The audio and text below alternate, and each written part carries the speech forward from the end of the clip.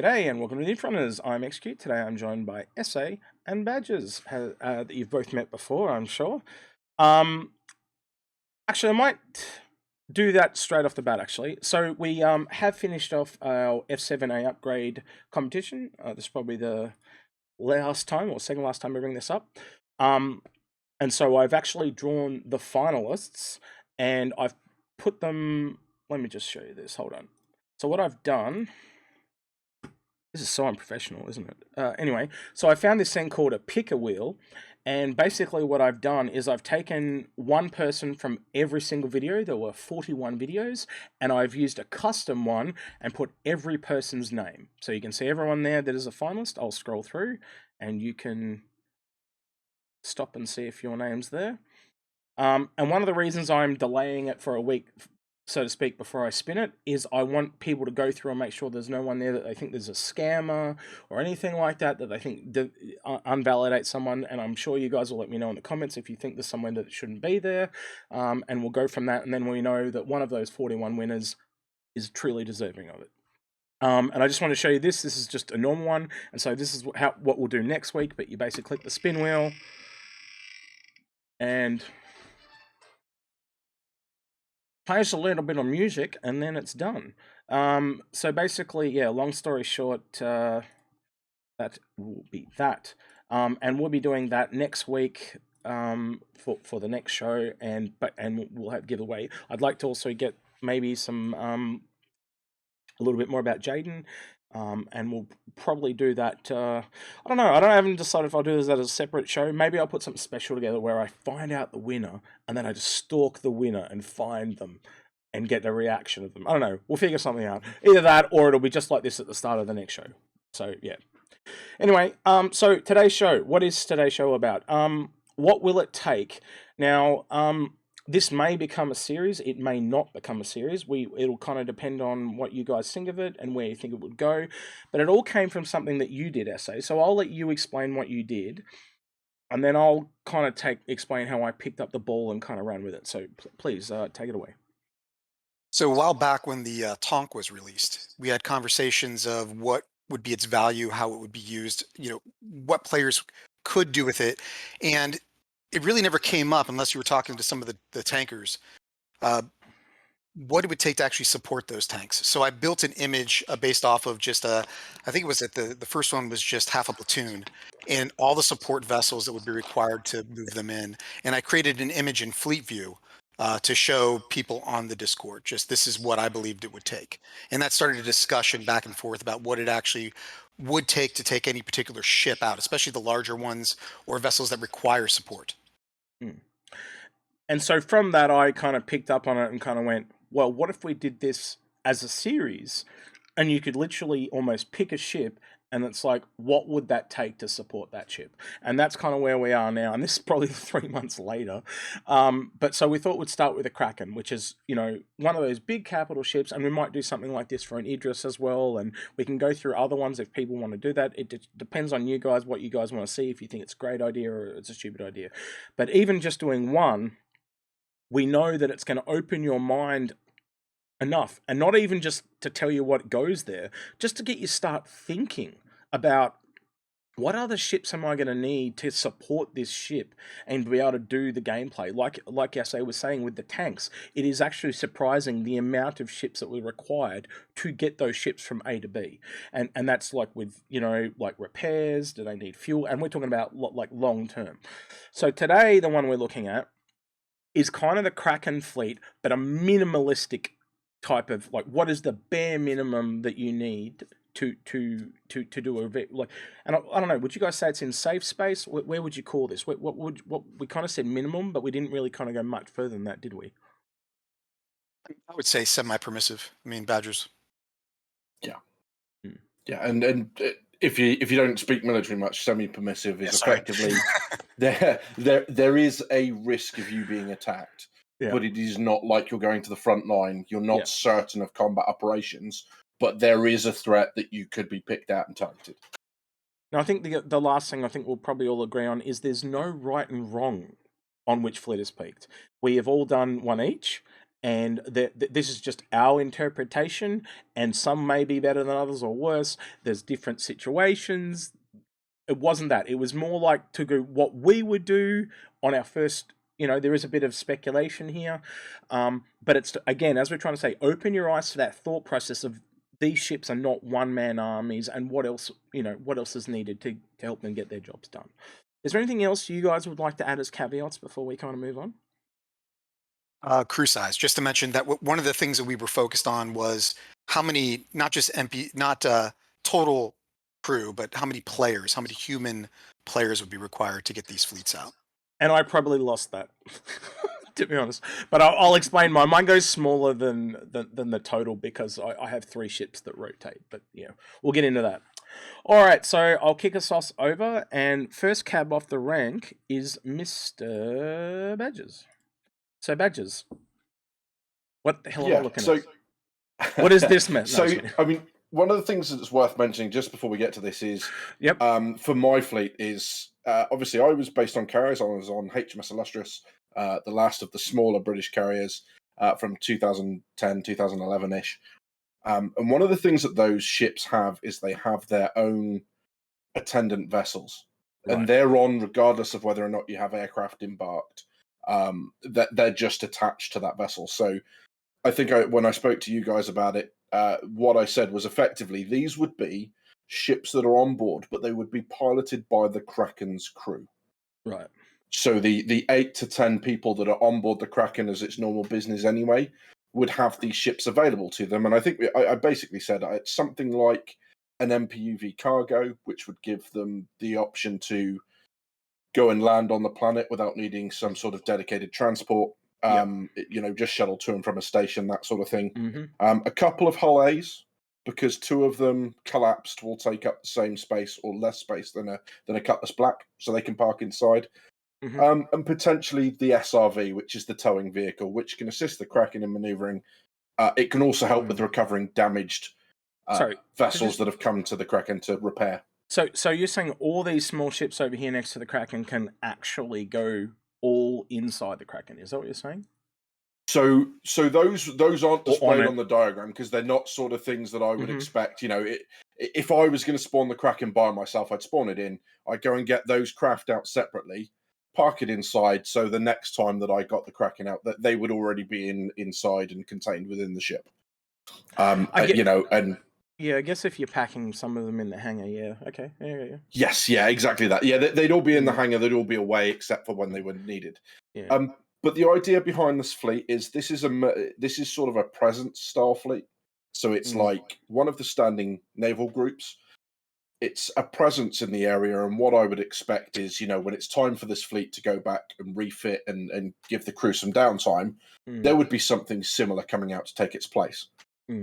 So with the Kraken, you have ships that account for 10 slots. And that's because we know with the Kraken, as well as the crew for the Kraken itself, there's space for 10 pilots for the ships that will be coming up into dock. And I've got 5 arrows there. The intention normally would be to fly them in pairs. That means you've got an aircraft that you can cannibalize for spares or to replace a damaged one. The reason I kind of went for the Hornet Tracker, which is definitely what that is, I promise. The Hornet Tracker it's to provide airborne early warning for the Kraken and the fleet, but it also provides that when you send the air wing away. Because, of course, the Kraken's your most valuable asset in there, and what you don't want to do is put it directly into combat. I believe there's a bit of command and control on the Tracker from back in the day too, so it might also be able to do a bit of orders and stuff. Yeah, it talks about you can adjust the system slightly to make it like a small ship's command and control platform. I was just going to say, assume the endeavours to add the hospital medical type stuff to the fleet. Yeah, so with the Endeavour, I take the extended fuel tanks for it, which is 2 of its slots. I would take the hangar, which is another 2, and the hangar would contain the Apollo. But the other thing I would take on there is the crew and service pods, which is the remaining 2 slots that the Endeavour provides. And the reason for that is when we come to the Redeemer on the right-hand side, this is multi-role. it doesn't have one function in mind. It's able to perform a range of military functions. So if you want to put a boarding party into the Redeemer and then maybe go and conduct an operation on a planet or go to a station, those Marines have to come from somewhere. And there are no other beds that are available within that lot. Essentially just gives you more crew to play with. Yeah, that's not exactly that. Yeah. And you know, the service side of it gives you a bit more of durability. There's a herald in there because obviously data running, being able to pick up transmissions and understand what's going on around the fleet is key. Otherwise, you're just going to get picked off. You're going to get ambushed and picked off. And the eclipses are there because I believe that one of the most powerful things about carriers is their ability to provide punch well above their weight. Yeah, I can say that. And just by having one on the deck or having them both displayed on the deck when you arrive, even if you then put them in the hangar and never use them again, people are now having to react to the fact that there is a carrier with 2 eclipses. And I think it's got, just under 4,000 SCU of cargo space. So potentially it could be carrying an awful lot of torpedoes in the hold. So now it's not just a case of, well, it's okay, we'll just get a Polaris or we'll get something big, an Idris to come and fight it. Because you know you've got the threat of that eclipse. And it's almost kind of, it's just a deterrent. You've got them there as a tactical option, but it's also a deterrent for your opponent just sending something big at you. So you've kind of set this whole fleet up like a mini strike fleet, I guess, is the way I would look at it. It's something. It would be a tool in your organization. You know, if it's not your entire organization, if you're on a bigger organization, it's a tool in your organization's arsenal that can react to a lot of situations, and that's why it's got an Avenger Warlock in there to be able to use its EMP to do non-lethal stops. Yeah. And so this Starfarer, Redeemer, and Vulcan over here, is this your support craft that you would bring in as needed? Exactly. The Redeemer obviously has beds on it, so the crew for that can kind of run itself. And they don't need space on any of the other vessels. The Vulture will obviously be able to go and assist vessels that maybe you don't want to go and send the Kraken to repair stuff, but they're not able to make it back to the Kraken. And the Starfarer, that's obvious. It's carrying an awful lot of fuel. It's carrying an awful lot of cargo that will resupply the Kraken. And when it needs to get a resupply itself, it can leave the fleet, quantum to a location where it needs to resupply and do so. All right, Ese, would you like to critique or say anything about Badger's fleet, knowing that he's going to do the same to you? Oh gosh. Yeah, I mean, it's interesting. It's a different approach than what I took. You know, one of the things that I'm noticing about this fleet that I wasn't expecting is this seems like you're looking at like a long-term expedition. I mean, is that the intent behind the Endeavor? Yeah, exactly that. And I think the great thing about the Endeavor is that it's got that flexibility for you to put whatever else you need in. So if you don't want the boarding capability, or if you don't want to add the fuel tanks or whatever, you can then add the medical side of it, and then potentially you can get rid of the Apollo. You would run this as a single, like, so in my mind, the Starfarer would be a support vessel that would go to and from the vessel, but this would actually be part of your fleet. Is that correct? Yeah. Or so it would. Okay. Yeah. So effectively, you've got the Apollo and the Endeavor are one unit, and when you send the tracker out on whatever with the rest of the fighters, the Apollo has a large scanner, and at the moment, you know, we don't know whether that's going to be specifically for search and rescue and medical gameplay, or whether it's going to be able to provide the same sort of overview, because that's actually larger than the Terrapin and the Cutty Red. So potentially you've got that there as well. So when that's happening, Apollo then provides that effectively, you know, airborne early warning, that AWACS cover for the fleet while the tracker's away. Okay. It's different, yeah, because it even from mine it's different, and now I'm looking at my own and going, could I have rolled it back, or should I have rolled it more forward, or anyway, when we get to mine we'll talk about it. All right, Ese, let's move on to yours, man. So take it away. All right, so I definitely took a different approach, and So what I went for is I went for redundancy and simplicity. So the idea in my mind was, what is the minimum that it would take to bring that Kraken out and support it and have some mission flexibility? So I separated the fleet into two portions. One is the support portion, which is on the right side of the screen, and then the other one is actually what would be out with the Kraken.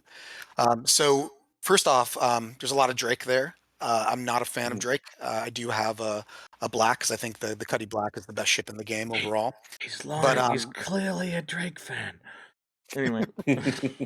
But the reason I selected Drake was not just the theme with the Kraken, but also in lore. And I'm not a lore person. I just remembered this off of some of the lore things that had come out. Drake uses a lot of the same parts in the same vessel. So my thought process was streamlining the parts, streamlining the ability for the ships to coordinate and work together and repair together. I selected the Buccaneer, and that would probably go out with in twos to be the security element for that vessel. Not my favorite ship, but I mean, if you've ever gone against a Buccaneer and a good decoupled pilot, they're a pain in the butt to deal with, and it's a lot of firepower. So, and I picked the Buccaneer particularly because it is a one-man, I don't want to call it a glass cannon, but it's got a lot of firepower, and it's a single pilot. Then for your heavy fighters, I picked the Cuddies, and the motivation of that was the versatility of the ship, because it can be a small supply vessel. It can move troops around. It can be a landing or a boarding ship with those jump seats. And it definitely has a good amount of firepower. So it has versatility. It can also act as a screen for the fighters. So it gives a little bit of flexibility to the defense of the Kraken. And then the Terrapin, purely as very similar to Drinker's Fleet, which is to have the ability to have that eyes out in front to do the probing and just keep situational awareness for the ship. And I'm not a Navy guy, so I'm not saying this is a good, build for supporting a carrier. But in my mind, that would be the minimum just to keep that carrier protected. So then moving over to the support side of it, I selected. Can I just ask, just to be clear, so this stuff is kind of like bringing resupplies. This doesn't actually live with the Kraken. This just comes out and visits you. My thought, yeah. Yeah. Okay. So my thought process was, this is what would come out to support the Kraken as it was doing its whatever it would be, patrol or mission. That it wouldn't stay with the Kraken. Although, I mean, looking, it very well could. There definitely is enough landing space for those cuddies, and I've seen a caterpillar parked on top of of a Kraken in an image. So it very well could actually stay out with it. And looking at Drinker's Fleet, it kind of got me thinking about, well, gosh, I mean, maybe I do actually combine these two together. The two Cuddy Blacks are just simply small. They can not only resupply, but they can bring.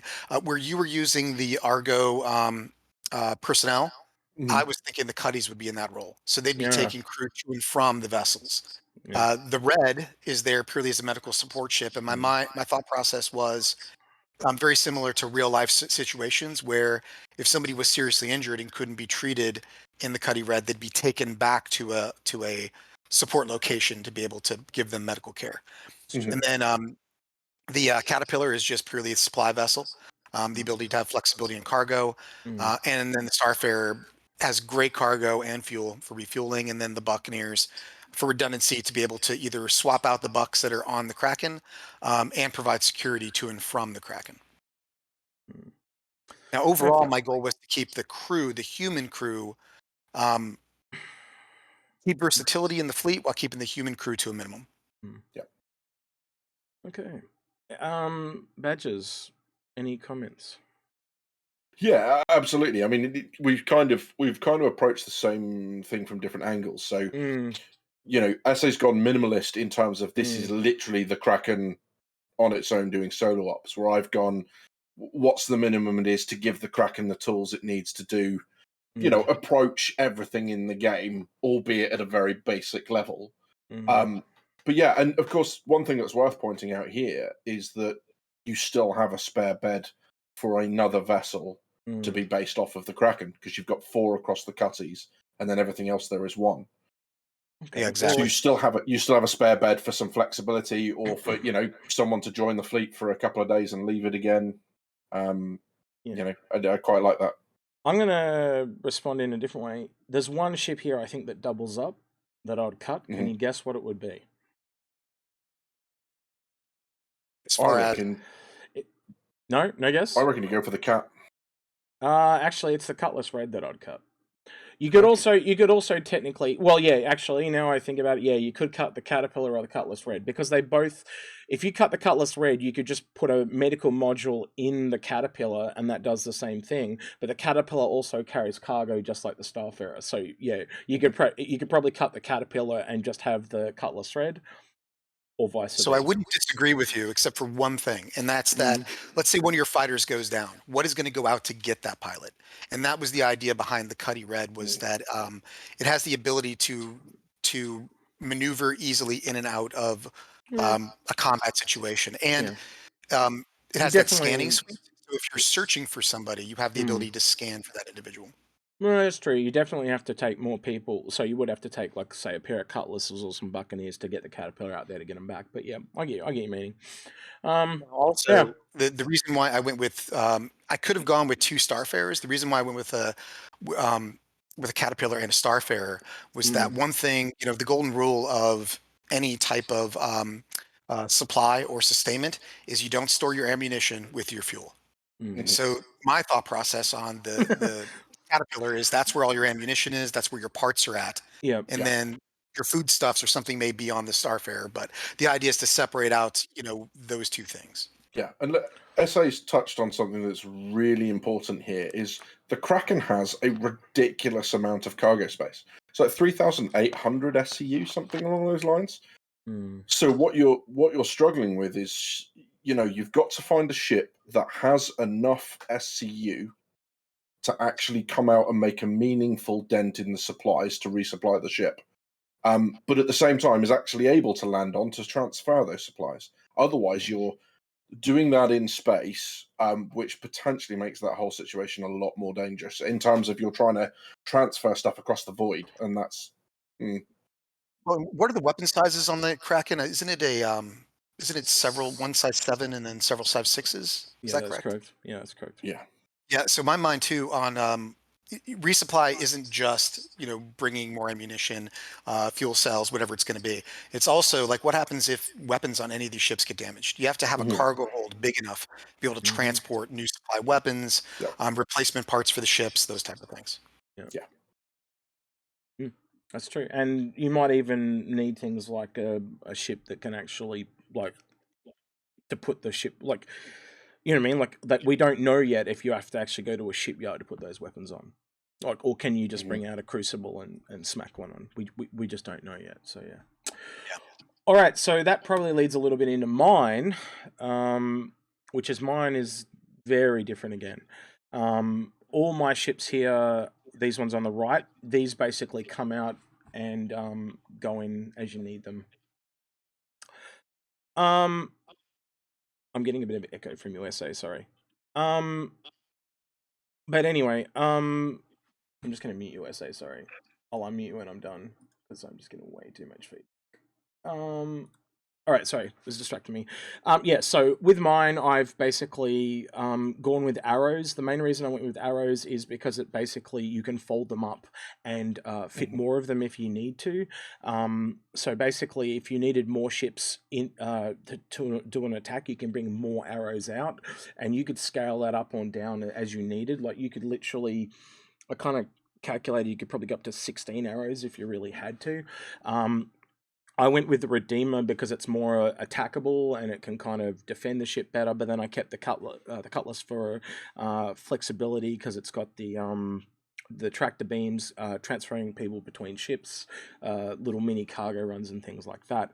The Nautilus I'd bring out and put down some mines and sentries. My intent for this ship was to kind of like move it every couple of days or once a week as a mobile base.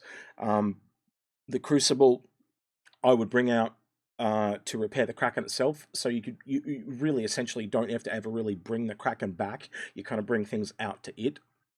Same thing with the Starfarer, and the Redeemers are really just to escort those ships out and back. And that was kind of my whole thought process. Do you want to give me your thoughts there, drinkers?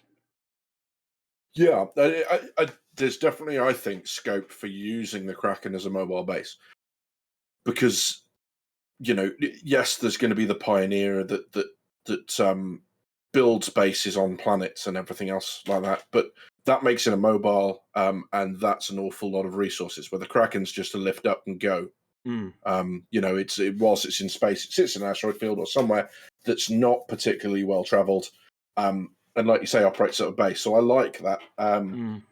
Yeah, and the Crucible, like you said, you're adding that ability to not have to bring the Kraken back. It's adding a lot of longevity to what you want to use the Kraken for. But again, I was going to say mine does use more crew, but you also realize you can take the crew of the Nautilus and fold them into the Crucible and fold them into the Starfarer. So these kind of cycle. You bring out what you need as you need it, almost like a Swiss Army knife. And if you needed a medical ship, you could kind of, as I said, you could bring out that Cutlass or an Apollo. I could quite easily add the Apollo into that list. Yes, yeah, absolutely. Because the Kraken itself does have, they've said they're going to add in medical facilities, but it's not being Drake. I'm not imagining it's going to be anything higher than a tier 2. No, exactly. Yeah. All right, and then of course, like you say, the crew on the right, they'll just you don't have to have one person for every slot. The same crew can crew different vessels and come out as needed. You there, Ese? I am. All right, what's your thoughts, man? No, it's interesting. I like the use of the arrows. It's they're extremely flexible fighters, so I could see that being an advantage for a vessel. To me, the packability isn't quite as important, only because in my mind, what we're talking about is building a miniature fleet for an org, right? Yeah. So, in my thought process, I'm looking at the most amount of firepower, but I like the idea of the ability to have the redundancy in the arrows, and also, like Drinkers brought up previously, being able to cannibalize other ships. You're taking a fighter, take it apart, fix 2 fighters.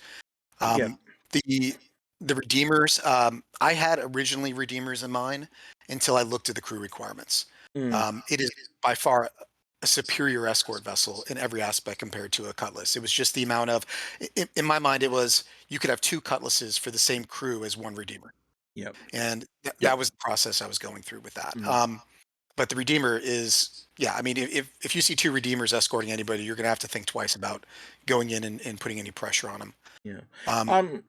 Just to add to that, then you could essentially swap the arrows out for almost any fighter in my book. I just like the arrow as for a carrier base, as I said, because they can kind of be folded up. But like in yours, how you had the Buccaneers, I would have absolutely no problem with Buccaneers in the same situation as well. And one of the things I liked about mine with these is these can, you can land these on the fleet of the Kraken and the hangar bays are still empty. So I could essentially take another 4 arrows and I'm pretty sure you could pack them up because they pack up really tight and pack them into one hangar and still leave the other hangar free. But, I always wanted sorry? The collapsibility is important, right? Because they've said to us that if it fits, it sits. So if you can wedge a ridiculous amount of stuff into the hangars, then that's fine. It's not limited to 1 ship per hangar, so an arrow's just a waste. If you can fold them all up and wedge them in, I mean, go mad with dragonflies if that's what you're after. Well, I mean, just jumping on that bandwagon, that also gives you flexibility if this is your org's base of operations. Because then you have the ability, let's say you have guys that normally aren't playing with you, they hop in only on the weekends. You could have an extra 6 fighters sitting in your hangar for them to jump in and participate. So I like that idea. I like the ability to have that redundancy. Yeah. The Nautilus, though, I did want to jump on that. So we had a previous somewhat casual discussion about having a Nautilus in a fleet like this. Without me judging, what is your intended use for that Nautilus? So, as I said at the time, to put some mines around and some sentries to kind of create some defense. And I know your hesitation with the Nautilus is that it might take too long to put the mines out, but I'm also intending this to be kind of like a temporary base, even if it's only for just like 24 hours to 48 hours. And the real big thing with the Nautilus, as I said, is it's because it's passive, you can just drop off the mines and the ship itself leaves. And then that you could essentially take the crew of the Nautilus and chuck that in a Redeemer and bring the Redeemer back to the Kraken or the Starfarer or the Crucible, whatever you need to help the supply. So that crew of that support would rotate through and kind of act like a Swiss Army knife, bringing stuff back to the Kraken as it needs it.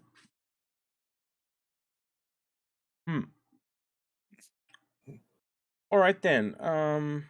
Again, it's back over.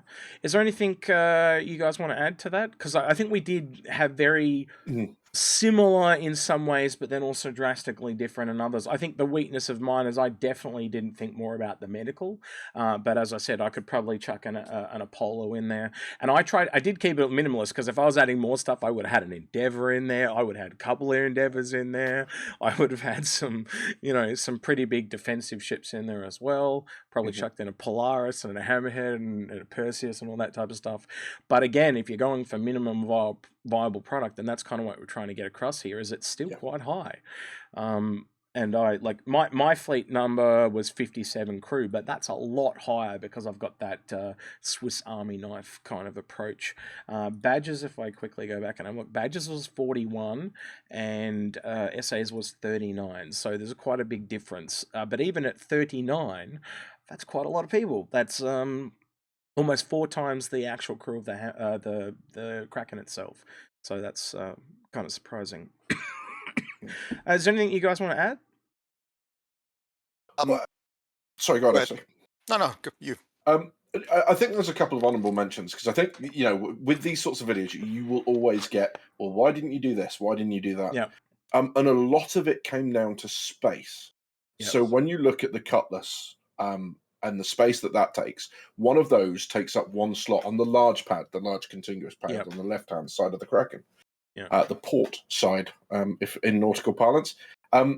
Harbingers are, are 20 meters wider than a Cutlass. So whilst I love all the Vanguards and all of that, and I really wanted to put some in, it's like, we don't even know yet whether they'll fit in the hangars, and they might fit on the deck, but then you're potentially, as with SA's fleet, removing the ability to get large amounts of cargo on board without all of the extra time it's going to take it through space on tractor beams and everything else, or decanting it into smaller ships. But I think if I was going to add something else to my fleet to really add some toys, I'd probably go for the Vanguard Sentinel. And add something like that on. I know it's not going to have the EMP in the end, but you could almost roll out the Warlock and roll in the Sentinel, because the Sentinel will have those EMP missiles. So that might be a different way of coming about it. And it's the same crew requirement, essentially. Yes. Absolutely. Well, actually, it's going from 1 to 2, but it's not much. SA, is there anything you want to add? Yeah, I mean, I actually, this is kind of distracting, but I actually originally had Sentinels and Harbinger as my escort vessels, because they're just so strong. They have so much flexibility, and they have that deep space operational capacity. So they don't need to land. They can just go with you. But what I ended up doing was kind of pulling everything back to the minimum, that idea of what would an org need to take out to support a vessel like this.